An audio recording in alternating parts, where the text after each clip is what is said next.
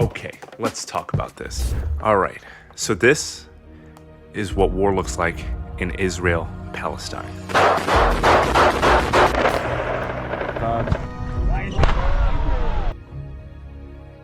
But the violence spurred on from the October 7th Hamas attack into Israel is just the latest in a long line of violence that goes all the way back to 1948 and even further. In the last 75 years since the independence of Israel, we've seen them involved in 16 different conflicts. To put that into the context, the United States, the global premier world superpower, has been in 14 in the same time period. That's a conflict once every 4.5 years, basically a bachelor's degree in warfare. So what is exactly causing this consistent, persistent violence in this region? Is there a main reason? And can there ever be an end? We're going to talk about it. This is history. The best intentions don't prevent the worst outcome. You refuse to condemn. We bear witness to an extraordinary act in one of history's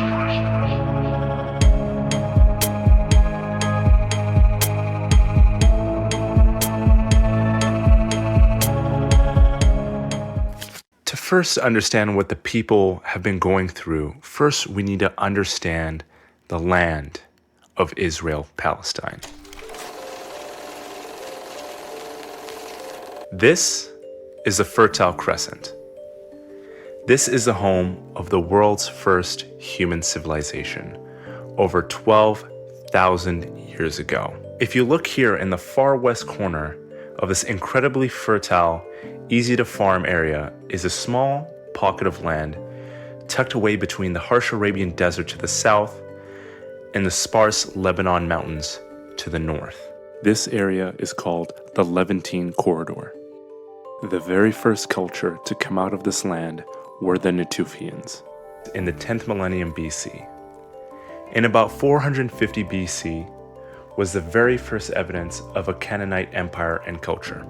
What made the Canaanite Empire so powerful and so impactful is because they were at the crossroad between empires. Specifically, the Mesopotamians in the east, over in modern-day Iraq, Syria, and Iran, and then to the west in the Sinai, the Nile, the ancient Egyptians. But the very thing that made them so influential is also the very thing that made them weak. In fact, take a look at Egypt, their very own neighbors. They would go on to conquer that land in the late Bronze Age because the ancient Egyptians knew how culturally, politically, and economically important that land is. The reason being it's at a crossroads between Asia and Africa, in a critical juncture between the Nile, Tigris, and Euphrates River. And it was lost on no one that the possession of this land would be of significant importance and significant political advantage. And this would start an endless series of wars that would last millennia to conquer this small sliver of land. Okay, so wait. Where are all the Jews? They should be here by this point in time. We're already talking about Greeks and stuff. Where are they? So the first known reference of Israel anywhere in the world comes from ancient Egypt in the year 1208 BC. But the first time we ever have Israelites comes much sooner. We think they come from the pre-existing Canaanite Empire, and through the ashes of that empire, we have the Israelites. According to the Hebrew Bible, Israel was a united kingdom until the death of King Solomon. At the time, then, the kingdom split in two, becoming the kingdom of Israel and the kingdom of Judah in 931 BC. Okay, so basically a long time ago. Okay, but we're going to go back to this reoccurring trend that you're about to see, which is conquest over this land. In the year 1722, the Assyrian Empire forcibly deported thousands of Israelites from their land, out of the kingdom of Israel and Judah. And in 612 BC, the Babylonians took their turn at conquest, taking over the region, conquering both Israel and Judah. Oh yeah, and they just destroyed Solomon's temple. the first temple, which is a pretty big deal in Judaism, by the way. 538 BC, the Jews were finally allowed to return back to Judah after living hundreds of years in exile in the Babylonian Empire. And then a guy called Alexander the Great showed up.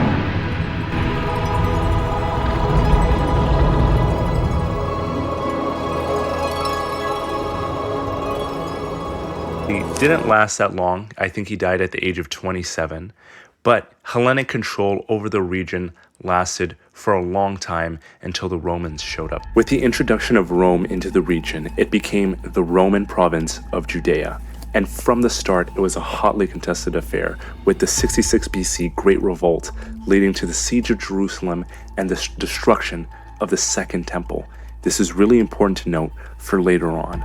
But I just wanted to note as a side note, Jerusalem over time gets sieged a lot. A lot. I don't know if there's a world record, but they're definitely on top for that.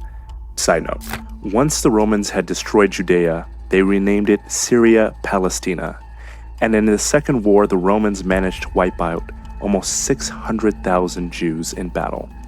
By this point, Christianity was taking hold, and many Jews immigrated to Europe within the Roman Empire. Jews would continue to be persecuted by the Byzantine Empire. Now, this is where the other half comes in. With the rise of Islam, the area of Palestine was conquered by the Rashidun Caliphate. Once again, this place loves switching lands and loves switching sides. One thing to note at this time, there was tolerance towards Jews under Muslim control and some level of support by Jews towards the Caliphate because they weren't being prosecuted as much as they were under the Byzantine Empire. Another really important thing to note is the creation of the Dome of the Rock in Jerusalem, making it a holy site now for all three religions. During the Christian Crusades in the Middle Ages, the Middle East saw massive waves of crusaders going into the Middle East to reconquest the Holy Lands. During this time, Jews in the Middle East were indiscriminately killed because of strife anti-Semitism. They were perceived as the killers of Jesus and therefore needed to be killed. In Europe, at the same time, anti-Semitism was huge. During the Reconquista in Iberia and the Black Plague, it was blamed by the Jews, and they were persecuted and pushed out in, frankly, ethnic cleansing, straight up. By this same point, Palestine was under the control of the Ottoman Turks, and many Jews returned back to that exact same land to live with Muslims, but a large population of Jews remained in Europe. Okay, so this is the most important part because this is where the modern conflict we see today comes in. Now, the Ottoman Empire was the undisputed ruler of this region for 400 years, where majority of the population living in the Palestine area were Arab Muslims. Now we come to the Great War. But it is clear that the peace of Europe cannot be preserved. Russia and Germany, at any rate, have declared war upon each other. First, let me say very shortly that we have consistently worked with a single mind, with all the earnestness in our power, to preserve peace. And this is where we have Britain, France, and Russia as the Entente, and Austro-Hungary, Germany, and the Ottoman Empire as the central powers. And everybody wants a war, and everybody is expecting a quick war. All right, I want to switch things over perspective-wise because we've been talking in the perspective of the land of Palestine, Israel. And I actually want to talk from the perspective of Britain, because this is where things really become critical in the modern history of this land. It's the First World War and you're Britain, and the war isn't going well by this point. You're bogged down in the muddy trenches of France. The Gallipoli campaign to capture Constantinople has failed miserably, and there's growing discontent at home because the business-as-usual policy the government has had has failed, and forced conscription has led to a considerable uproar in the home front. What do you do? What you do is drag more people into the war on your side in hopes that it will turn the tide in your favor. And that's exactly what Britain did. The British decided to capitalize on this trendy new thing going on in the world at the time called nationalism. You know, the very first thing that started the First World War to begin with. And they were going to call on the Arabs to do it. So very quickly, to understand the Arab stake in the game, it's important to understand the context of the Arab world at the time and their relationship to the Ottoman Empire during this period. The Ottoman Empire had ruled over much of the Middle East and North Africa undisputed for almost 400 years. But there was a categorical difference between the Ottoman rulers and their Arab Caesarians. And this became clear during the Napoleonic Wars, with Bonaparte's Egypt campaign in 1798 bringing the rise of Muhammad Ali. No, not that Muhammad Ali, this one.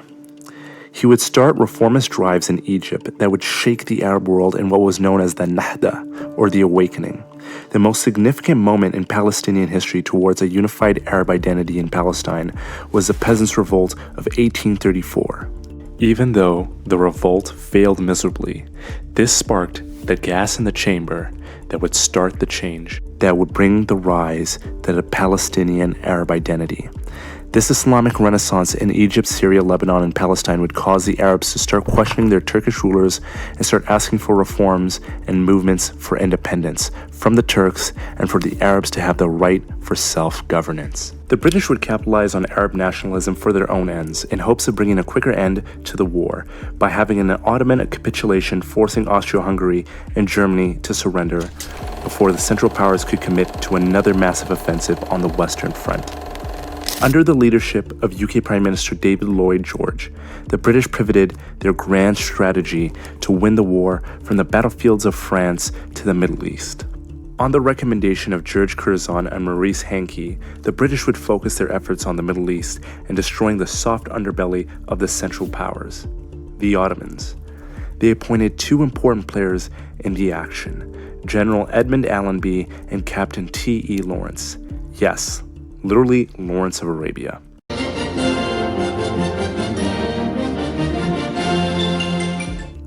Edmund Allenby was appointed the commander of the Middle East Theater on account he was the dashing type that George Lloyd was looking for, and Lawrence got involved in the Middle East due to his extensive background in Middle Eastern culture and archaeology. Lawrence would liaison with local Arab militias to help revolt against the Ottoman Turks, specifically this guy. This is Sharif Hussein, the Emir of Mecca, also known as the custodian of the two holiest sites in the Muslim world. And he had had enough with Turkish rule. Up until that point, the Sharif of Mecca had to acknowledge the supremacy of the Ottoman Caliph as the direct leader of the Muslim world. But Hussein bin Ali wanted to end this. He demanded that the British aid him in his battle to overthrow the Ottomans, and in early 1916, they did. While Lawrence was assembling the Arab Revolt of June 1916, back in London, the Foreign Affairs Minister of Britain and France were discussing the partition of the Ottoman Empire, and in this discussion left no room for Arab independence. Once again, the empires only had their interests in mind. The Sykes-Picot Agreement has been seen by many in the East and the West as a turning point of West and Arab relations that has never recovered, arguably to this day.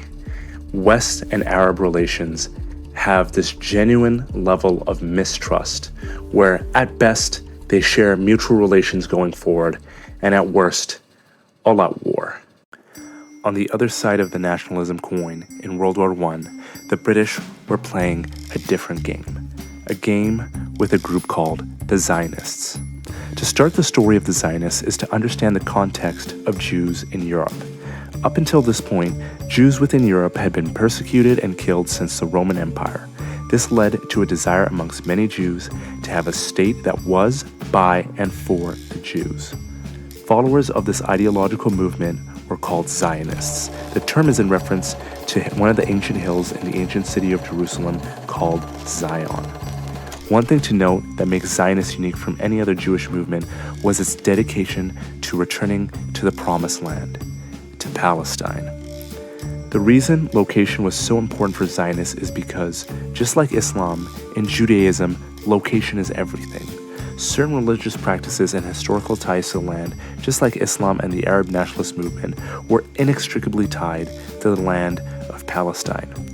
But to really understand Zionism, you need to understand its founder, Theodor Herzl, a Jewish Austro-Hungarian journalist who saw the European diaspora of Jews being persecuted in Russia and all across Europe, pushed for the creation of a Jewish homeland in the Middle East. It is important to note that Zionism and the First Zionist Congress was seen as a fringe movement amongst most Jews, but as time passed, the option started becoming much more viable. The Zionist movement made serious headways for Palestine during the First World War, and they took a two-pronged approach. The first was financing and funding Jews to buy property from absent Ottoman landowners in Palestine and reinstate the land into Jewish hands. The second was advocacy within Britain.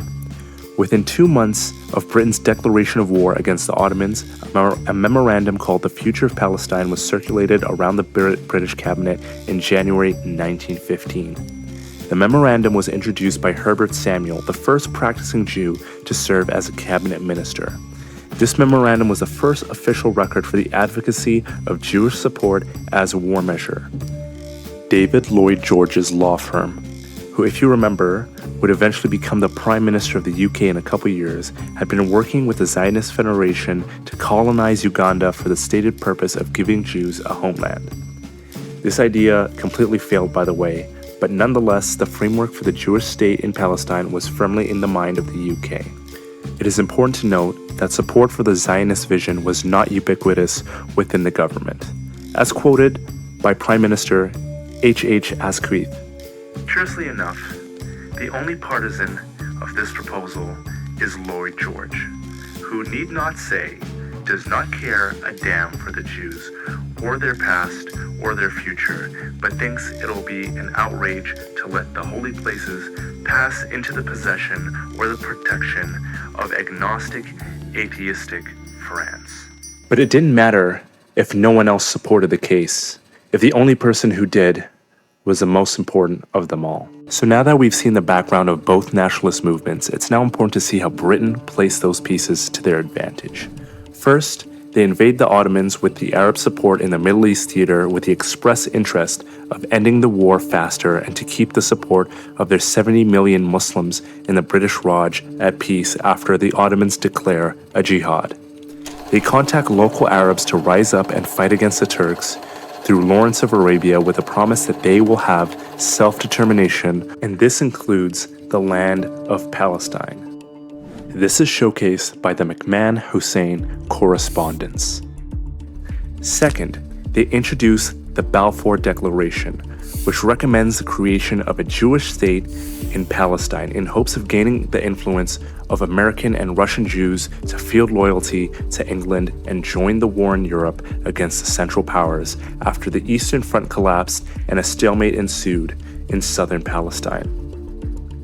This was Britain's last-ditch effort to rally global Jewish support for the Allied war effort. Thirdly, they secretly divided the Middle East into spheres of influence amongst the European allies, also known as the Sykes-Picot Agreement, to ensure the complete destruction of the Ottomans and control strategic points in the Middle East to maintain their political interests for their own empires.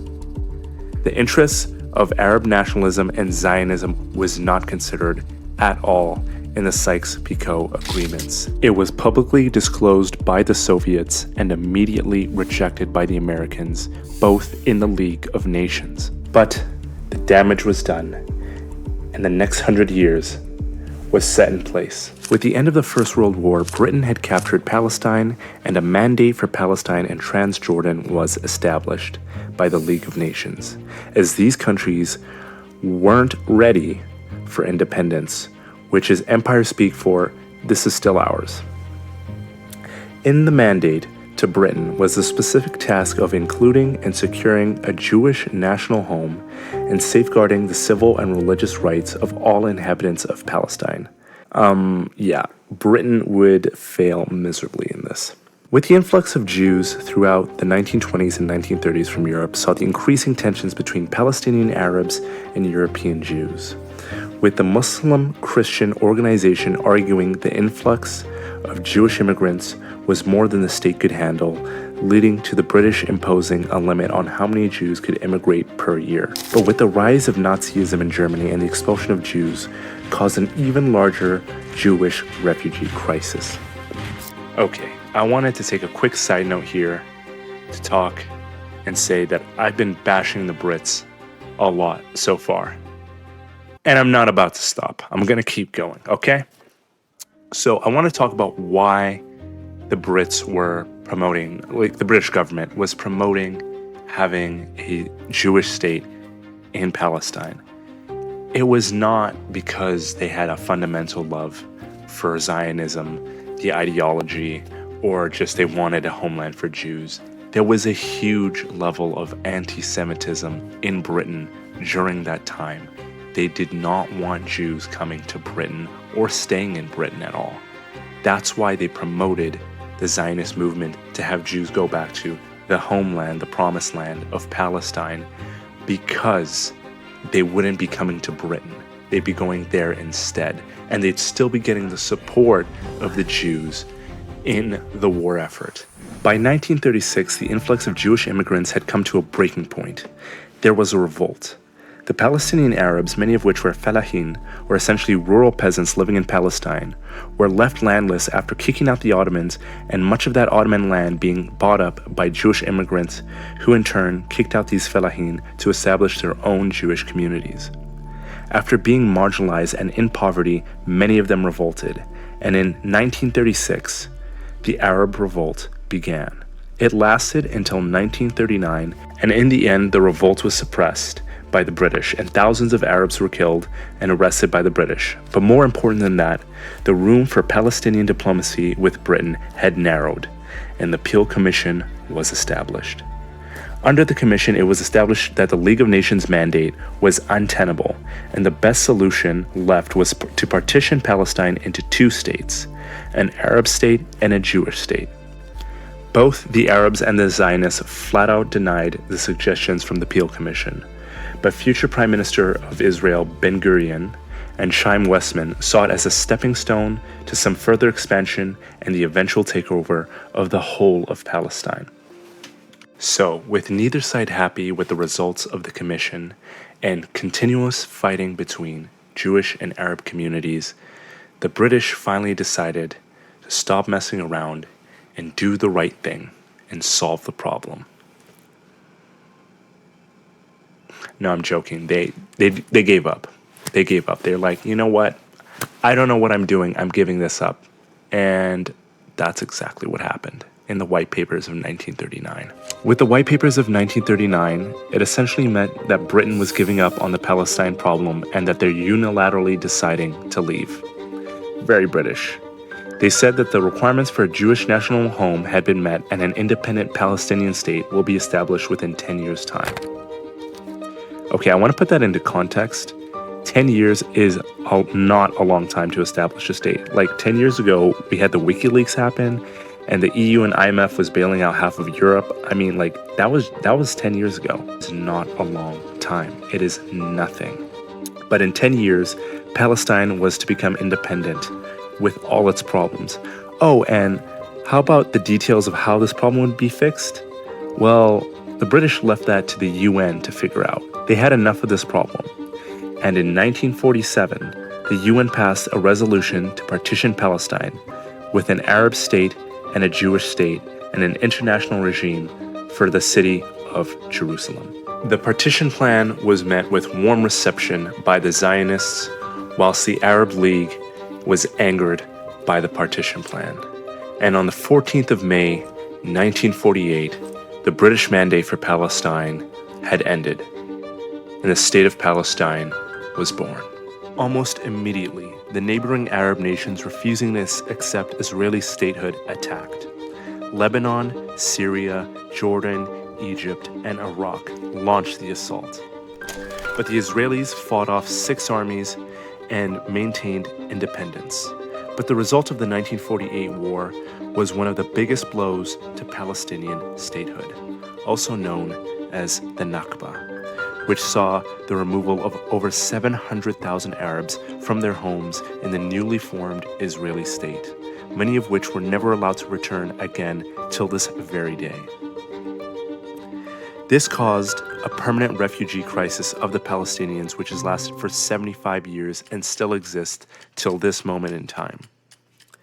But the tensions between Israel and its Arab neighbors would continue on, and 10 years later would lead to the Suez Crisis, when Egyptian President Gamal Abdel Nasser nationalized the Suez Canal Company from British and French stakeholders, who were both the previous colonizers of Egypt. Britain, France, and Israel secretly made plans to invade Egypt and take over the Gaza Strip and the Sinai. But under heavy political pressure from the US and USSR, the three nations withdrew, and Egypt was given back Gaza and the Sinai. But hostilities would still continue a decade later in 1967 with the Six-Day War, where Israel successfully gained territory from Syria, Jordan, as well as the full capture of the Sinai Peninsula from Egypt. The West Bank, which was under Jordanian administration, and the Gaza Strip, which was under Egyptian administration, came under the control of Israel for the very first time. But Israel's neighbors would strike back in 1973 in a surprise war called the Yom Kippur War. It was a very close affair, and Israel was shocked by the attack. They managed to recover, and the war ended in a stalemate. But the war had lasting ramifications on Israeli political and military thought.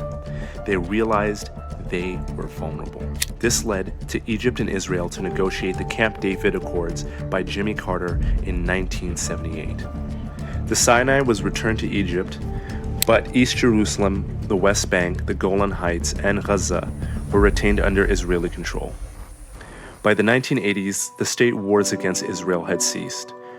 But with over 1 million Arab Palestinians living under Israeli occupation, a new kind of war was occurring. The Palestinian Liberation Organization, also known as the PLO, committed to run an insurgency conflict to compete with the vastly superior Israeli army. During the 80s and 90s saw the rise of Israeli settlements in occupied territories as well. But the rise of settlements in the West Bank and Gaza had led to serious tension between Arab Palestinians and Israeli Jews, and this all came to a head in the late 80s with the First Intifada, also known as the Uprising. As a result of the violence, both Israel and Palestine decided to go to the negotiating table, leading to the Oslo Accords with Yitzhak Rabin and Yasser Arafat. It was the closest we've ever gotten to a two-state solution and a peace deal. Unfortunately, it didn't come to pass, which leads us exactly to where we are today and the unfortunate tragedy that is befolding our eyes right now. אזרחי ישראל, אנחנו במלחמה.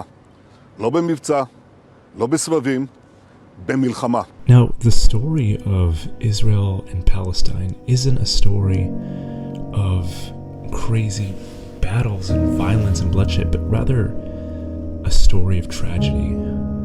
How colonial powers and rife anti-Semitism in Europe caused two different peoples of two different religions to be at war with each other to the very modern day.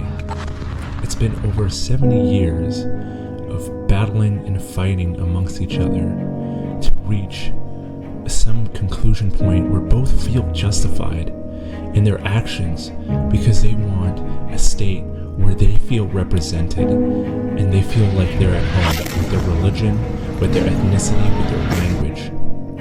And both are fighting tooth and nail to have that reality come true. And it comes at the cost of blood on both sides.